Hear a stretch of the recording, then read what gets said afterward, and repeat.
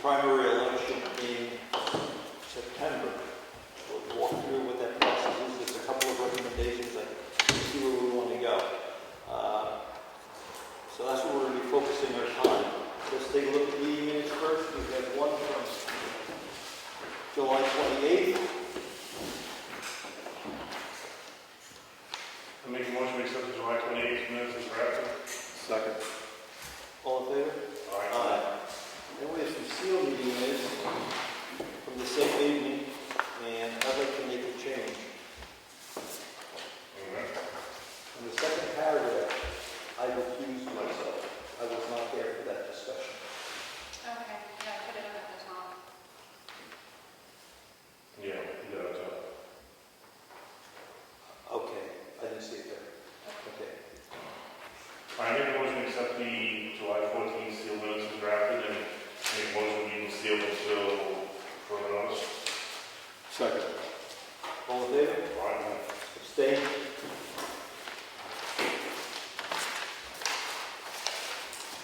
Any public comments this evening? Let's jump down to the election review. Yeah.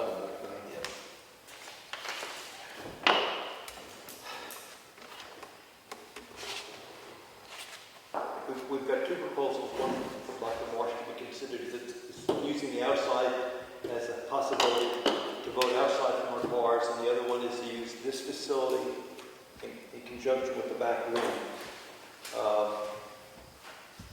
Let's go through the back room one first. And see if that's going to work. If that doesn't work, we may have to consider we're going to do it like that. I see, like that. I see how this works, like that. And these handing out. People would like them.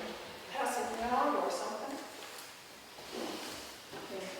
One of each would become one, just, you're all the same, right? Yes, for 3 pieces of paper. Okay. I have 3 pieces of paper.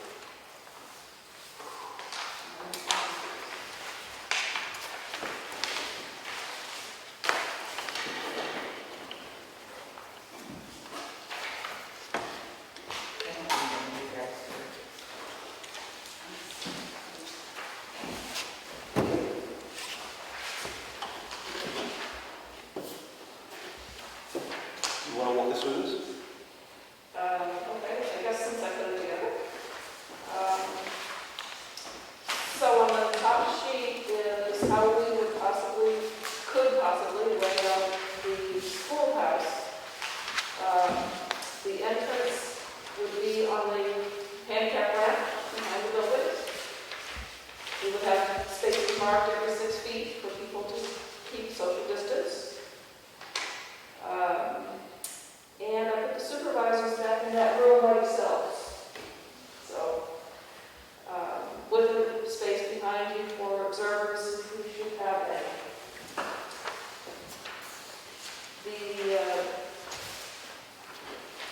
There's a block over on the right that says voters without masks. It's really there kind of as a placeholder because I think we have a couple options on how to handle voters without masks.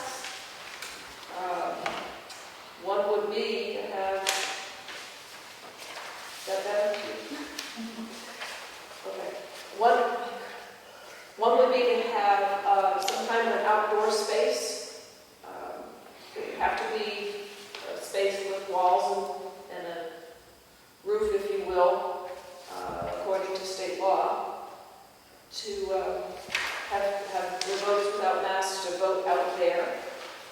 One of the things that implies is a couple additional people, possibly over what we would normally have, to provide the functions of town clerk, ballot clerk, moderator. So that's still an open issue. The rest of the space in the schoolhouse would mostly be for people to wait. Then on the back of that page is how we might lay out this room, with the ballot clerks being over along that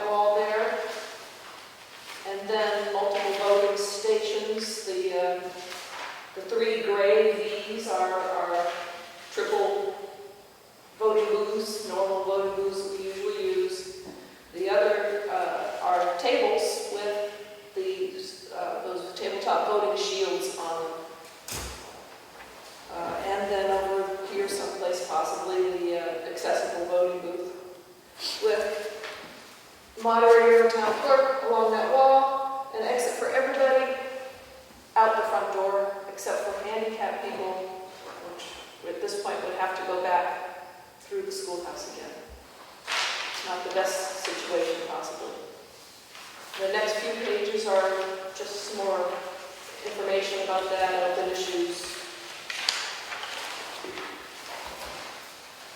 And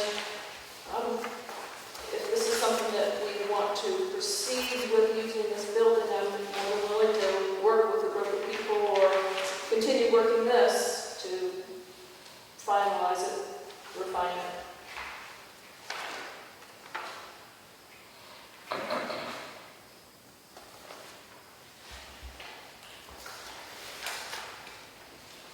On the school's layout, I don't see where you have spaces for the ballot clerks and all that stuff.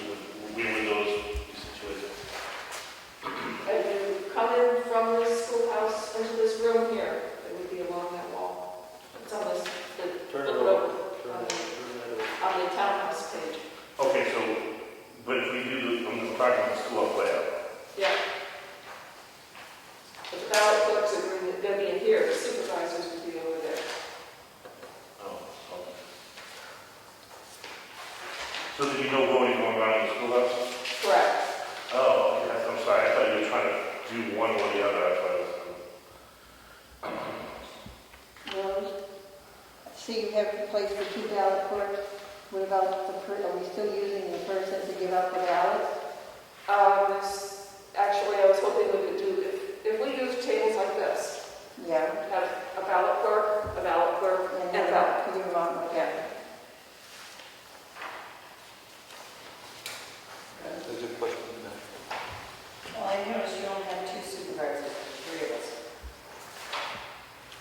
Again, I would envision two tables like this with three of you sitting behind Is it. there enough room to do six people?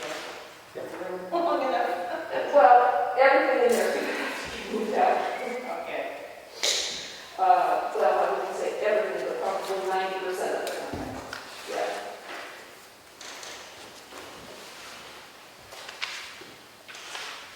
Behind you. We should turn around. For the supervisors, ballot clerks, Doug, and the town clerk, is there any plan to put a plastic partition up between us with a gap at the bottom? The state is providing a bunch of PPE. Actually, Brad is going to pick up a lot of it tomorrow. In that group of PPE is plexiglass shields for the ballot clerk stations and supervisor stations, and Should be they have to get close to Virginia too.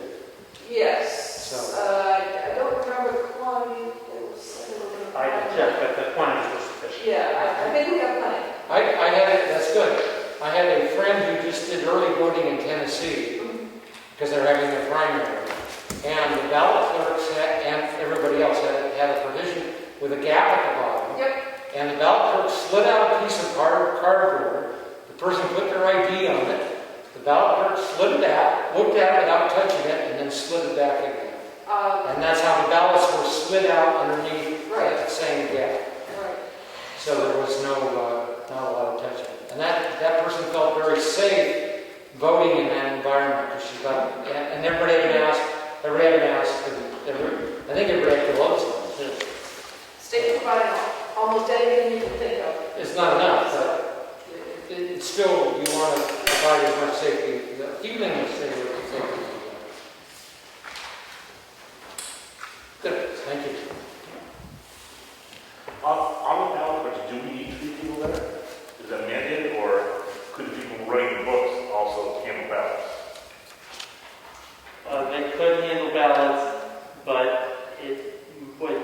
we sometimes have issues keeping the tallies in line for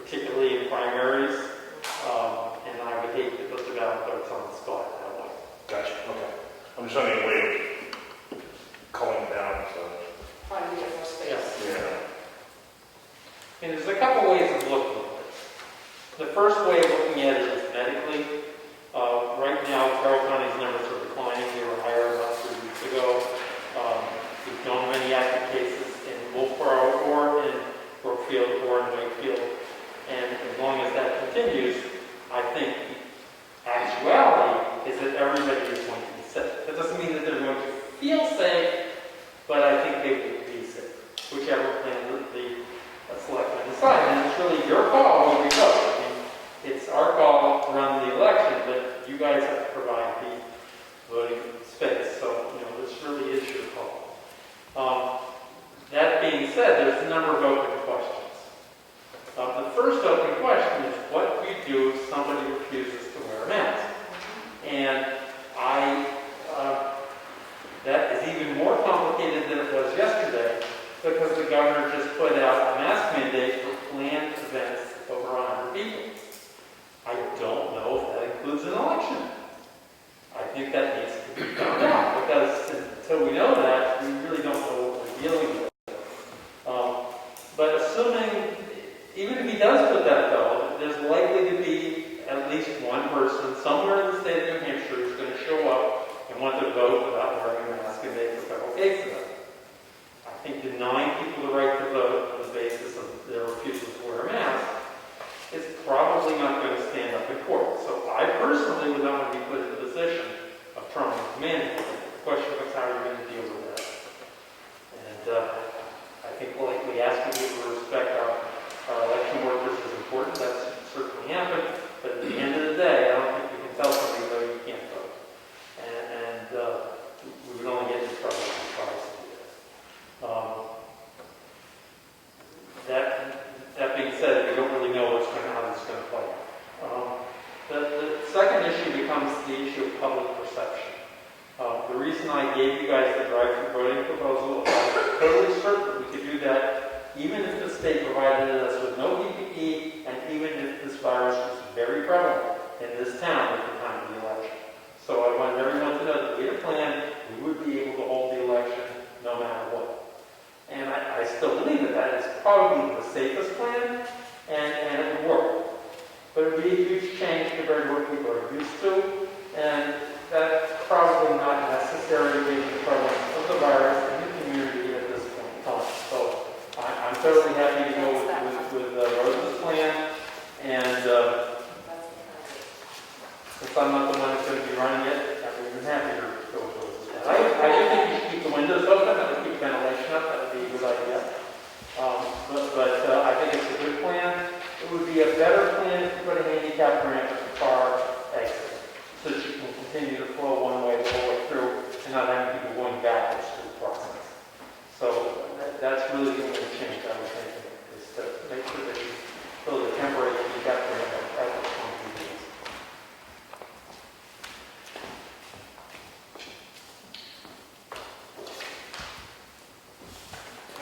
I've got a question. And I guess I want to focus on the no mask voter.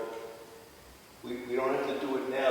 I think we need a plan that we all recognize what we're going to do if that event occurs, so that we don't try to deal with it in real time. Whatever our plan is, we should understand it. So I would assume. Yeah. Did you take that as action item? Well, I would propose maybe if some of these people that are going to be intimately involved want to get together with me, we can sit down and work through all the other little issues that I'm not going to think of, and include that big issue. Okay, I think the selectmen have to look at the handicap ramp possibilities. And what came to mind is the person that we got this written from. I wonder if I think they written from, don't they? Yeah, Do you have that contact information yet? it's easy to get. I have it. You have it. I guess that's worth a phone call to see if we could get a temporary handicap ramp out there. So we take that action item. Frank, you had a question? Yeah, one more on talking through a plan, logistic. We're likely to be flooded with absentee ballots, so the counting and the recording of absentee ballots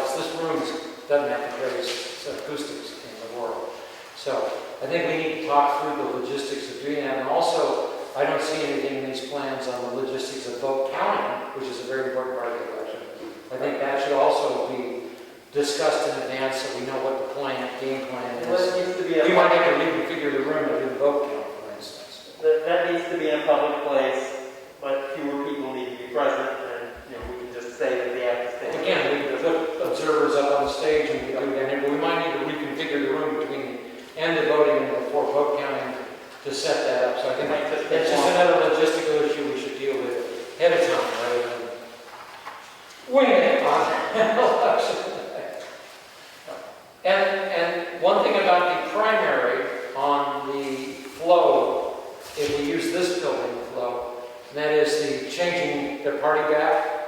They're going to have to go outside and back and back. We're going to have people going. Nope, there's a, beside, on the townhouse page, beside the, where it says ballot boxes, there's a little thing that says D or 4. One of those is a box where they can drop off their change of party affiliation form.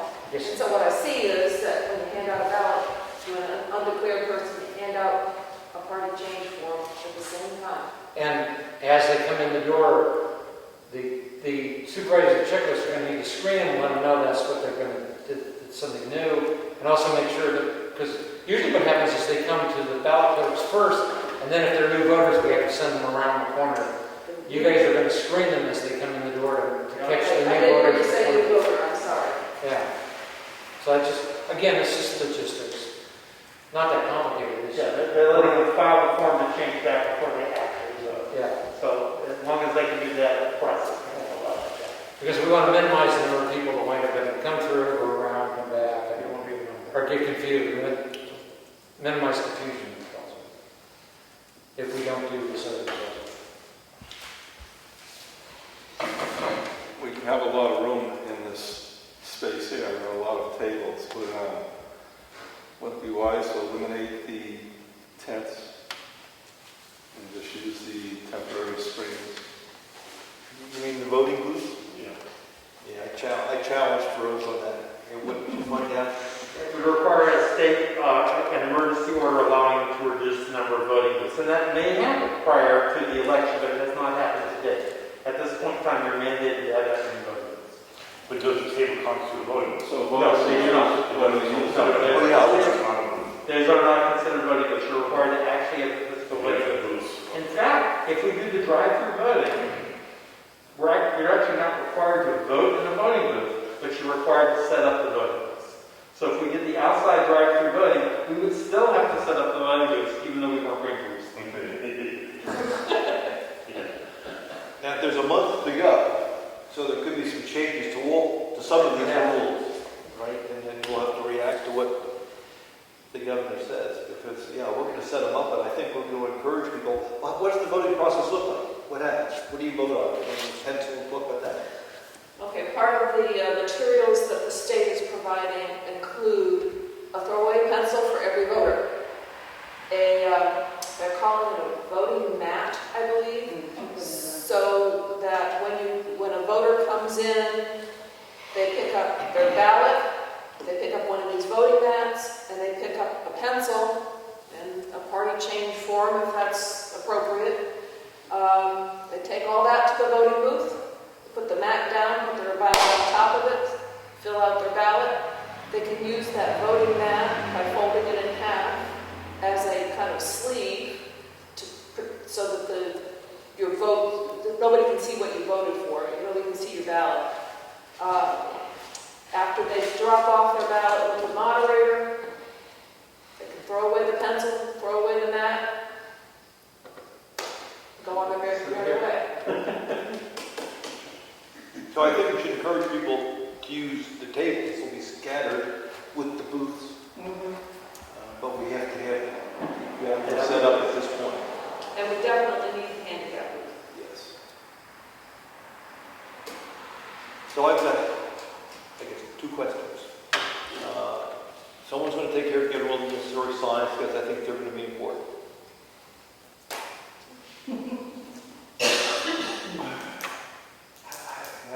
How are we going to set this up? Who's going to set this up? This is a significant change The selectmen's going to set it, find the time to do that? All right, fine, we take the action item to set up the booths. And we'll, all right, we're governor to change that, and all these tables, and we'll set that up. Okay. And we have to look into a ramp, temporary handicap ramp. I mean, you rent it for Yeah, a couple of months, just keep it on there. that's true, because we've got two of them coming, we got 2 elections. This is going to be a good dry run, right? September will be a good one, to see how it's going to work. Are there any other questions or concerns, or are you going to call another meeting later, closer to the election, with the latest scoop on what's going on? You mean another report for the select board and anybody who's interested? Or Just for and we can participate and listen if we want. Like, if they remove the requirement that we have the booths up, it's nice to know. Yeah. If there's other changes, it'd be nice to know how we're going to handle voters that don't have to mask stuff. There's 2 big issues. I would like anybody who's willing to help, that has any ideas, to sit down and discuss it and try to come up with a flow. I mean, I didn't even think about new voters having to go back to the supervisors if they haven't registered. So you need a sign. So, New voters here. so I would like to have anybody who's interested help out with finalizing all the plans, and definitely then we can come back and review it for everybody. Just a thought while you're mentioning that. One of the suggestions from the Zoom meetings was to maybe have a greeter, and I know we're already going to be limited in the people that are willing to help, but if there was a greeter at the door to kind of help with logistics, it might move in the right direction. I agree. Point somebody. I'll happily join you and help however I can. Thank you, Karen. Me too. I really have to. Thank you. One more piece. I guess Virginia, how many absentee votes, how many ballots has been requested, absentee ballots, do you know? So far, Yeah. 19, no, I had 21, and I don't have them all back yet, but I have sent out 21. Yeah. That's not out of the ordinary for most people. Now, if we get a huge number of absentee voters expected, it'd be good to know that, because then we can change the time that we announce that we're going to process the absentee ballots. Because that we can put on the sign at the front door when we open the election. But we don't need to know that for the day before. But if it looks like we're going to have 300 absentee ballots, I agree with Frank, we got to start processing them at 9 in the morning so we can get them all done. I was thinking, let's just say we're going to start processing them at 9 if we don't need to. Well, it depends on how many there are. It's only 21, it's not worth changing. Well, it might change between now and then, because I have 2 more people that are going to pick up applications today, and they didn't come, so I'm sure there'll be more. Yeah, we'll see what happens. We don't need to decide that today. In fact, as moderator for a temp, you basically can decide that on the day of the election. Just visit while he's supposed to, right? Before the ballot, the polls open. Right. I think you're going to get a lot more, closer too. I don't think enough people are thinking that's far ahead. To us it's soon, but to a lot of people, that's at the last minute. And I think I heard on the Zooms or webinars that people could get a ballot from Virginia and fill it out and give it back to her the day they did it, because people were concerned about things being lost in the mail. So, that doesn't matter that much. So, I think we will get more. I don't think 300, but I think the state's starting to publicize more. Because people are doing a lot of PSAs about it, so we might see a flurry of activity. Well, I also have a suggestion that we set up our signboards out front here, suggesting that people get an absentee ballot, vote by absentee. That's a good idea. Maybe not for Virginia, Yeah, it's a lot of work for Virginia. I received a mailer today from one of the the political parties that said, get your absentee ballot now. So I think we're going to be inundated for both parties. A lot of people are going to be encouraged to do that. So I think that this number is just the tip of the iceberg. Potentially. We'll see. People in Brookfield like to vote, so it could be that we'll see. Okay, anything else? Okay, that's a good discussion, thank you. And you're going to call another meeting and we'll hit resolution to the action item for them. All right, we're going to go on to our other business this evening. Feel free to stay, feel free to leave, it's up to you. Old business, the Moose Mountain Bridge. What's happening with the Moose Mountain Bridge?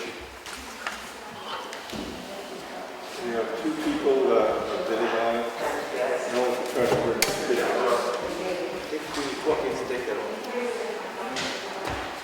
Let's wait a second. We may have to wait for everybody. Let's just wait a second.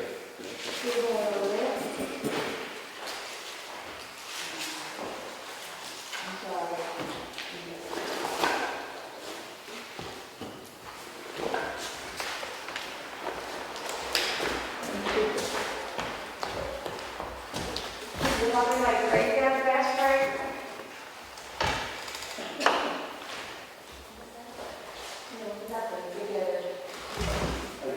Suppose there's one here. Okay, start again, Richard. The Moose Mountain Bridge. Two providers submitting proposals. We have none yet. Both are aware of the water level and the timing on the project. Okay. And then those people are interested in doing that work. Okay, we talked a little bit about speed limits on town roads. Did we get any resolution on what we're going to do with these signs? I'm not sure. Go ahead. Okay. We had a proposal, let's first swag at where we wanted and what we wanted the signs. We discussed it a little bit, and there was no concrete decision. Some people wanted to put them up and some didn't. So that's where we left it. The decision of which ones we want, order the signs, and put them up. Especially the advisories, we can move forward. All right. Can we identify the ones where we think there's going to be agreement? Let's see if we can get the agreements locked down tonight. Moose Mountain. We're about to be specific. We proposed signs to a blind hill. The road agent proposed to paint a line on the hill. He wasn't in favor of the signs, but I'm in favor of the signs, regardless. Also, the narrow bridge. I thought those were the two big ones with the lines. I thought all that was a good idea. And third being tumble out to put an advisory speed limit on that driveway-sized dirt road. Yeah. The residents wanted 15 miles an hour. That's what they suggested. That would make them feel safe. I think the discussion is moving that up closer to 25 miles an hour. And I agree with that speed. I'd make it a white sign. I'd make it an official white sign. Okay. Similar to what we have in Price Drive. Yeah. It's a residential area. And if we're going to do the white sign for the 25, I would suggest putting an advisory up beyond the blacktop at narrow road. No advisory school. I don't follow where. Right where the either right at the speed limit sign or up further where the dirt road begins. So we have two complaints on it. One, the narrow hot top hill. Yep. And the second is the dirt road where the houses are, from number 20 up to the end of the houses by Hatch Wildlife Reservation. So, So the snow works across. so why don't we keep it 25 until the end of those houses? And then go to what you just suggested. In other words, in the residential section, Yep. which includes those houses, it's 25. 25 both ways. And then once you get beyond that, on the dirt road in the woods, you go back up to 35, 40, whatever. Yes, it's not that. That's right. Don't post it. That's fine too. Then your default is 35. Fine. That works well. Okay. I think we have concurrence that we can do that. I'd still like to see a narrow road caution sign at the beginning of Tumbledown. It is now. Oh, I know it's narrow. When you turn up there, it's very narrow. All right, it's going to be a lot of signs, but let's try it. I'm okay with the narrow one. Yeah, well, the whole road in there, just the winter, it's really narrow. If we get complaints to take them down, we'll take them down. We'll see fit. If we see fit, we'll discuss it. We'll probably take them down. Okay, so that's the Moose Mountain Tumble Down Dip Yep. complex. Did you get those documents? You those? Not very well, we haven't had time. That's okay. And you've got a good recording going. I hear you. Okay.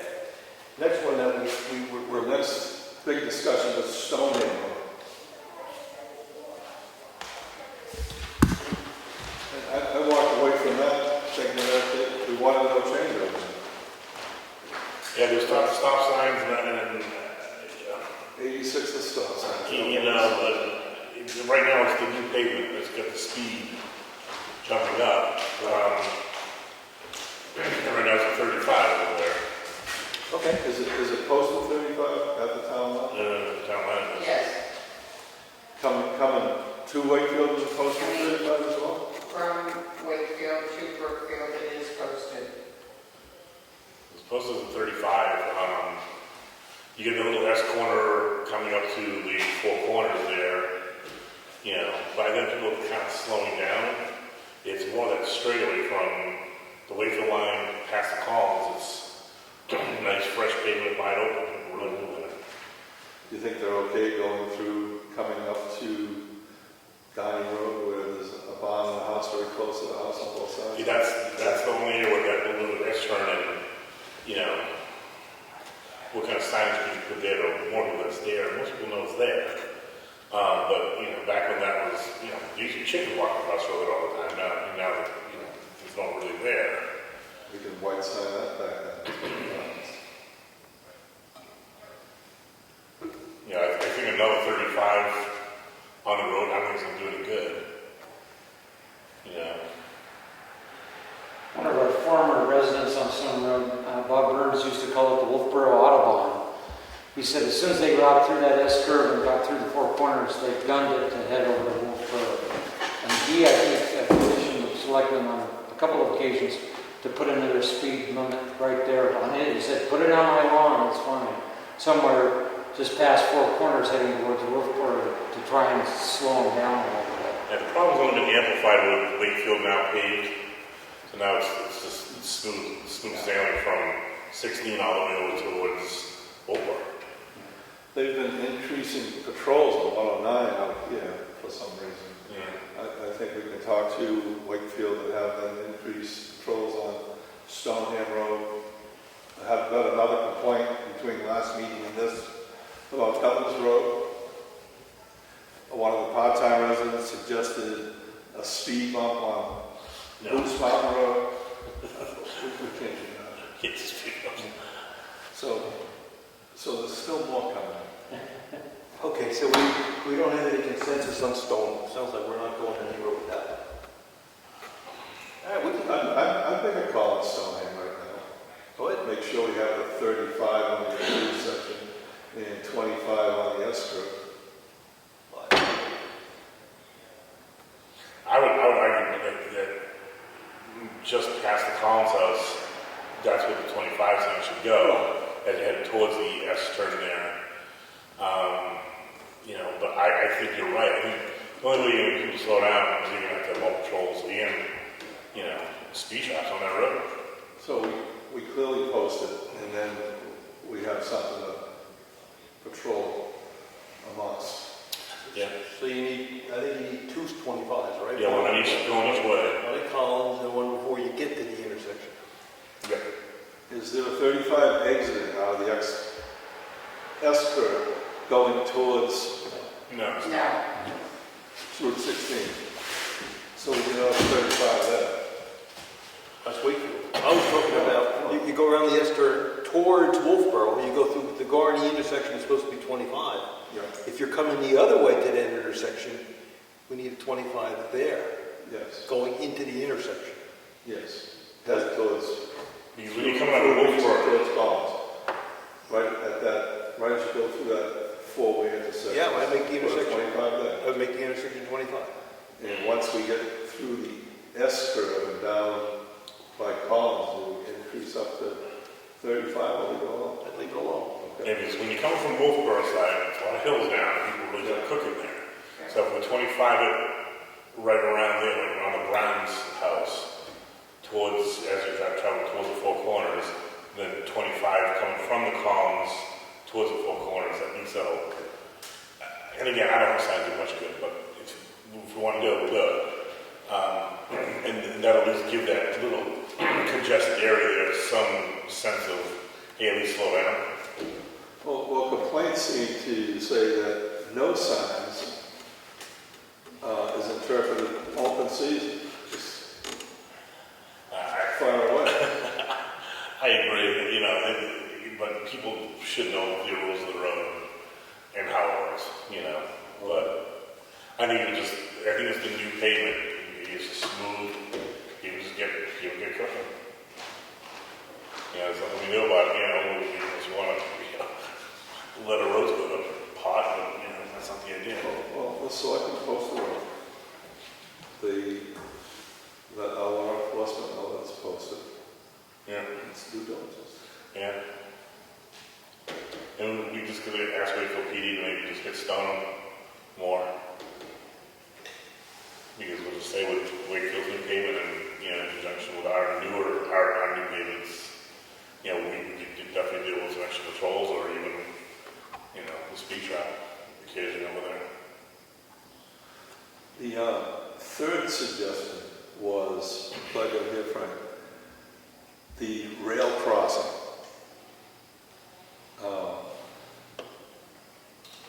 Yellow signs, lower the speed limit, pedestrian crossing. Both ways. Yeah, there are Something up there. There are signs on Bryant Road in Wolfboro where the rail trail goes across on both sides of that. But they're really close. By the time you see the sign, you're on top of the rail trail. So We've got plenty of room over there. right. We had another injury there yesterday. Someone fall off their bicycle at that rail crossing. So we're again working with the state to do something. There's a 3-inch gap between the rails, the asphalt in between the rails, and I think it's the west rail. There's a definite bump. You hit it with your car, you don't really feel it, but you hit it with a narrow-tire bicycle, you go over it. So we're again approaching the state. The state's thinking about putting mats. A lot of rail crossings have mats in between the rails. They're talking about that, but so far I haven't seen any action. So would they handle putting up advisory speed limits and pedestrian signs as well? Well, they very well might. I can ask the state. It's the State Bureau of Trails, and I correspond with them. I just brought this up today in an email, so we can say that if you guys are willing to let signs go up along the road, I think we can maybe get the state to put the signs up. Yeah, approach it like Since that. they got the sign makers working for them. So I will bring that up. Yeah. My concern is once you guys pave Clark Road, is coming around the big corner where Robinson Road comes in, and going downhill. If that's repaved, that's going to be people are gonna hit those rails at a higher rate of speed. Eddie said it's not bank it too, 30%. Well, and we're having, as I described in the letter to you, we're having problems with pedestrians and bicyclists not stopping, just going across Quark Road without them stopping. We've put up some signs citing that it's a violation of bicycle and motor vehicle code to bicycles. Those have been defaced already with some wise person doing some graffiti on them, but they're there. We've still seen incidences of people just, with their bicycles just riding right across them. Somebody's going to get nailed. It's not a matter of, it's a worry about public safety. Sooner or later, somebody's going to get nailed there. So, let alone the problems we have with people falling off their bicycles. But we've done everything we can on the trail. There's all kinds of new stop signs, warning signs. We've done everything we can for the rail traffic. Right. Adding a little bit for the car traffic would probably be a good thing to do. I suggest you move forward on, I'll make a list for Eddie to get the signs we want for Stoneham, Moose, and Cumberland at this point. And I'd like to add, and I don't know what the signage is, but we have a number of now horse farms and horse traffic. Yes. And there's I think I've seen signs that warn people about the horse traffic. There's a few old ones. There's one on it's on my property or on Ron Fountain's property, just before you get to what used to be Chick Rummy's farm is now Bob, what's his name's farm. But it's in the tree, you can't see it anymore. The trees are overgrown. It needs to be pruned to see it, and it's kind of rusty. I can't identify where I put them, but I would think we could get half a dozen and use them. I think there's that many horse farms coming to town now that we could warn the public about the horses. I agree. Okay. It's something, there's, I think, one or two left over on 109 here on either side of it used to be Brookfield Corner Farm. This one is one. Yeah. Clearly. Looks like they do. Which is now something else farm, but we renamed it. But there are a lot of areas in town that have heavy horse traffic. Yes. And we could distribute those signs out. How about any signs in Cedar Brook or Bryce? Is what we currently posted in there now? That's 25? Yeah. I don't know how much lower than 25 we want to go. We can't go lower than 25. No, I don't think so. So even as an advisory sign, are there any signs that we add on like slow children type signs? Which again, I don't think do much good, but if we're going to add signage without dropping the speed limit, is it something we can do to make people just more cognizant of their speed on Bryce? I think it's a good idea. There must be something that says... Like again, slow children was the one I remember, but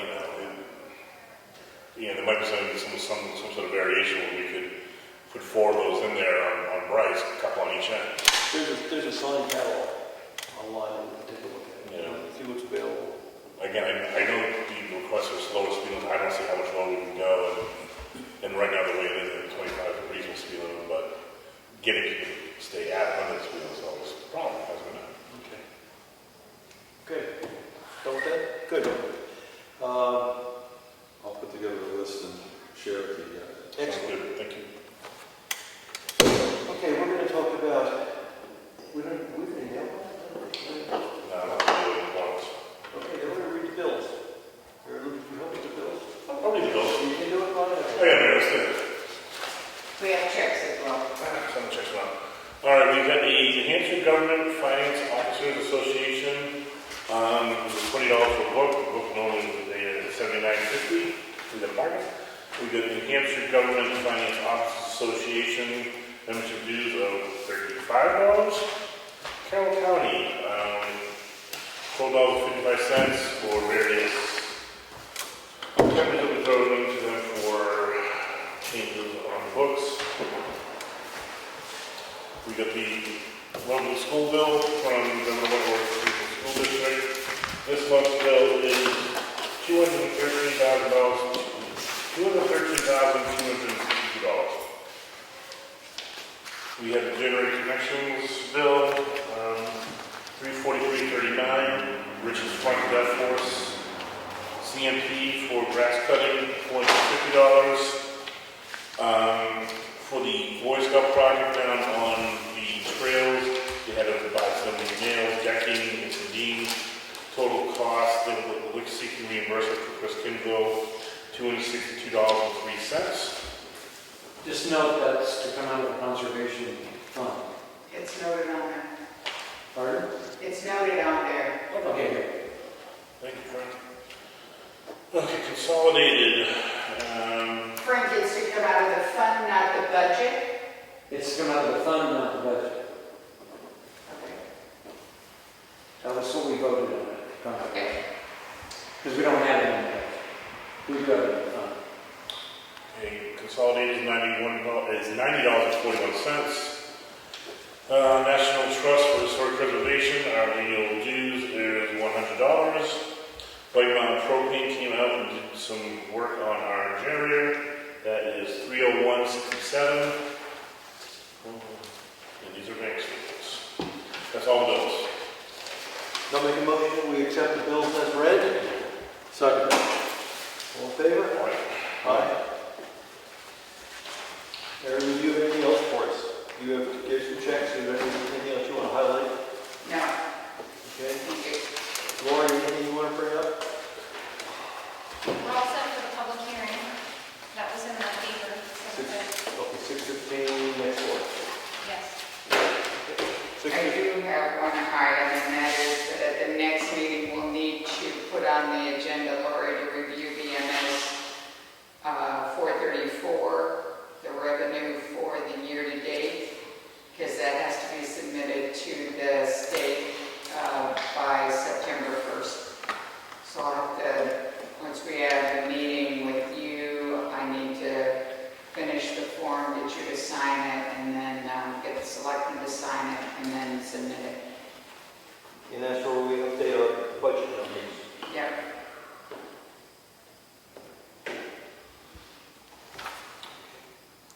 Anything else? Meeting's adjourned. Other boards? We skipped them tonight Oh, okay. because we had the election. We skipped them. Okay. Sorry. Okay. Can I do something real quick? Go ahead. Okay, the ZBA, we have a vacancy because of the passing of Fred Comeau. That's that. And a real quick one on conservation, just to alert the selectmen. Conservation is talking about our fund, the conservation fund. We discovered that there is an RSA that says we basically can only spend that money on town-owned property, which is what we've done so far with it. Or if we use it to help fund a conservation grant on privately owned property, the town would have to take a percentage interest in that. That's just not practical, and I don't think we'd find that land. So we're looking at one of two options with that fund, and we're going to come back to the town potentially in March. One is to put a warrant article on to give us the authority to use it on private property for things like Moose Mountain Greenways without having to take the ownership. There's a specific RSA that would give us that authority if the town passed it. Or if, in the event that we decide not to go that way, or in the event that we try that and town doesn't pass it, we need to discuss what we're going to do with that fund. Because that fund basically means we can only spend it basically on the reserve, and do we really need to keep putting $500 in it? It's got $5,000 in now. What do we want to do with that money? Because if we decide not to keep perpetuating it, to use it to help conservation grants without with this other wrinkle, with the town ownership wrinkle, is what do we want to do? So we're discussing that. We'll have an answer this fall, and we'll bring it up to you. So the issue of what to do with that fund probably is going to bubble up at town meeting next March. Just to give you a guys a heads up. That's it. Okay, thank you.